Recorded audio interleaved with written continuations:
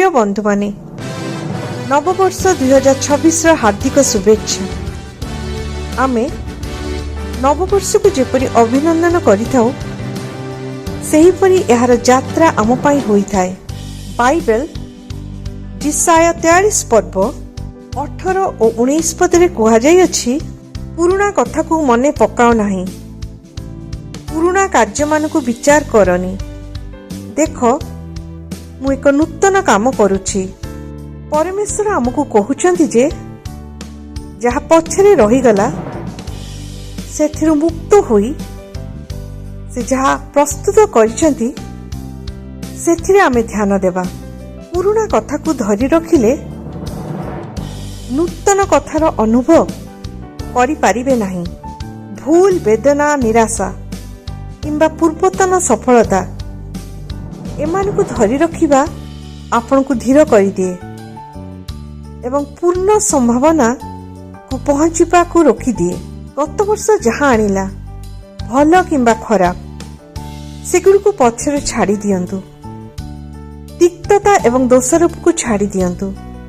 निजको क्षमा करंतु, अन्य मानकु क्षमा करंतु एवं आगकु चालू थांतु। एही नववर्ष रे परमेश्वर ठारे आपनको पाई नूतन बड़ एवं सुंदर योजना अछि। बहु समय रे आमे तांकर नूतन काम को चिन्हि पारुनाउ, कारण आमे भाबी थाउ जे सेगुडी को पुराना काम परि हेबो। किंतु परमेश्वर को नूतन काम होई थाई पारे आपनको सुविधा अंचल रु बाहरी की एवं अजଣା स्थान रे पदक्षेप रखिया को परामर्श देबो। विश्वास रे आगो को पदक्षेप रखिया को इच्छुक हुअन्तु। नूतन कथा अनिश्चित लागिले मध्य, पथ भिन्न देखागले मध्य नूतन जिनिस को भय करंतु नाही। साहसर सह ताको आलिंगन करंतु।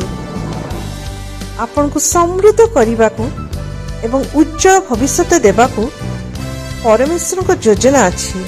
कारण जीशुଙ୍କ उपरे आश्रय करंतु एवं आशा, आत्मविश्वास और अपेक्षा सह नववर्ष 2026 को पदार्पण करंतु।